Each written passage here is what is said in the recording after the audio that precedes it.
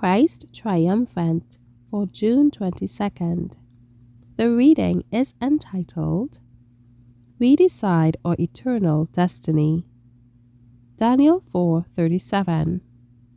Now I, Nebuchadnezzar, praise and extol and honor the King of heaven, all whose works are truth, and his ways judgment, and those that walk in pride he is able to abase.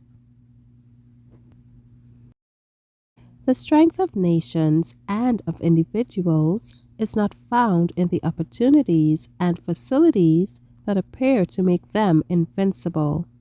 It is not found in their boasted greatness. That alone which can make them great and strong is the power and purpose of God. They themselves, by their attitude toward His purpose, decide their own destiny. Human histories relate people's achievements, their victories in battle, their success in climbing to worldly greatness. God's history describes men and women as heaven views them. The prophet Daniel described the kingdoms that would rise and fall. Interpreting to the king of Babylon the dream of the great image, he declared to Nebuchadnezzar that his kingdom would be superseded. His greatness and power in God's world would have its day, and a second kingdom would arise that also would have its period of test and trial as to whether the people would exalt the one ruler, the one true God. Not doing this, they and their glory would fade away, and a third kingdom would occupy their place. Proved by obedience or disobedience, this also would pass away, and a fourth, strong as iron, was to subdue the nations of the world.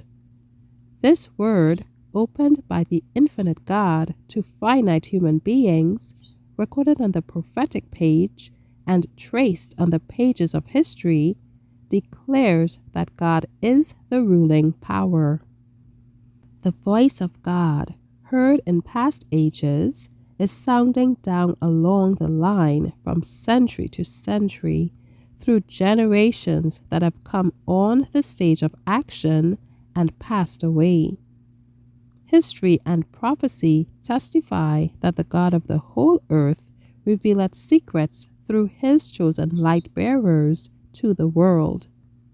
Nebuchadnezzar, through his terrible humiliation in the loss of his reason, was brought to see his own weakness and to acknowledge the supremacy of the living God.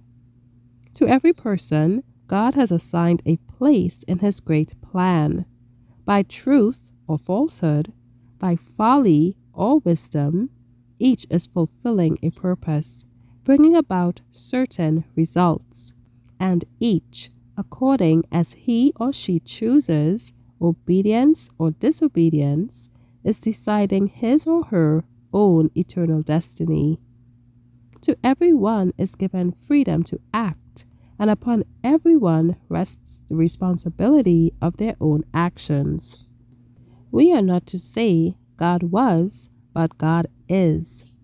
Though kings shall be cast down, and nations removed, the souls that through faith link themselves with God's purposes shall abide forever. Thank you for listening.